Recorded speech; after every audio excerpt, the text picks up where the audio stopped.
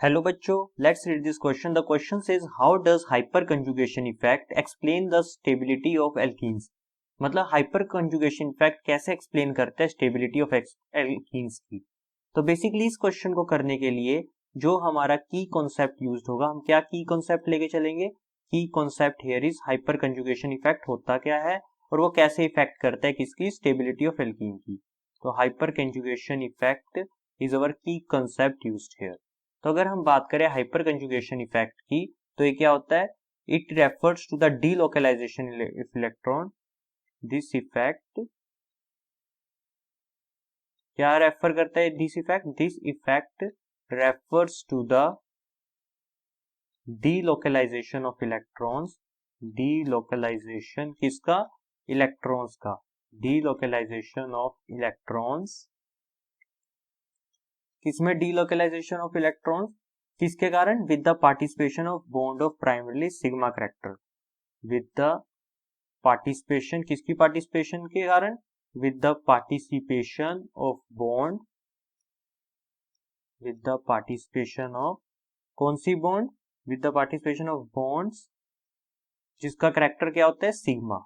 Bonds of primarily sigma character. Of primarily कौन सा character, sigma character. Of primarily sigma character. और इस effect को हम क्या बोलते हैं, it's also known as no bond resonance effect.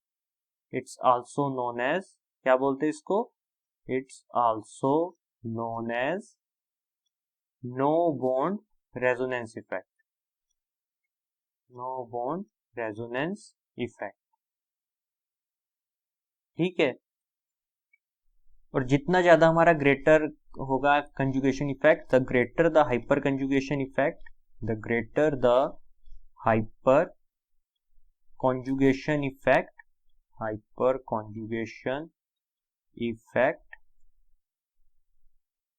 जितना ज्यादा हाइपर कंजुगेशन इफेक्ट ज्यादा होगा, उतनी कंपाउंड की स्टेबिलिटी भी ज्यादा होगी. The greater will be the stability of the compound. The greater will be, क्या ज्यादा होगी, stability of the compound. The greater will be the stability. Stability किसकी, हमारे कंपाउंड की. स्टेबिलिटी ऑफ द कंपाउंड मतलब hyperconjugation stability of the compound के directly proportional है. Stability of the compound. ठीक है. The increasing order of stability can be shown as, हम example से देखते हैं. Stability order, the increasing order किसका, इंक्रीजिंग ऑर्डर स्टेबिलिटी का. The increasing order of stability can be shown as, can be shown as. तो हम कैसे show करेंगे ग्रेटर स्टेबिलिटी ऑर्डर, अगर हम मान के चलते हैं हमारे पास मॉलिक्यूल है यहाँ CH3 CH double bond CH CH3. ठीक है. इसकी जो स्टेबिलिटी होगी किससे कम होगी, अगर हमारे पास ग्रुप में मोर एल्काइलेटेड चेन होगी. ठीक है. तो CH3 C double bond CH यहाँ एक H को रिप्लेस किसने कर दिया, CH3 ने. तो इसकी स्टेबिलिटी ज्यादा होगी. फिर अगर हम फर्दर देखें तो CH3 यहां पर हमारा CH double bond C CH3 यहाँ H और यहाँ पर भी क्या आ गया, CH3. तो ऐसे हमें पता है जैसे जैसे हमारी अल्काइल ग्रुप बढ़ते जाएंगे हमारी स्टेबिलिटी बढ़ती जाएगी. Alkyl group increases in the C double bond C increases hyper conjugation and stability of the compound. तो हमें यहाँ से पता लगा hyper conjugation,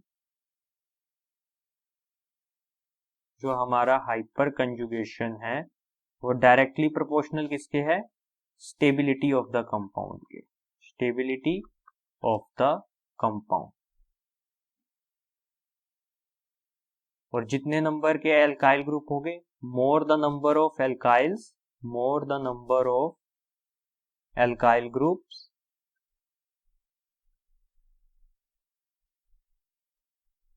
more is the hyperconjugation, more is the hyperconjugation effect. More is the hyperconjugation effect. So basically हमसे यही पूछा था कि how does hyper conjugation effect explain the stability of alkene. जितनी ज्यादा हाइपर कंजुगेशन होगी उतनी ज्यादा हमारी एल्कीन स्टेबल होगी। So hope you understand it well. Best of luck.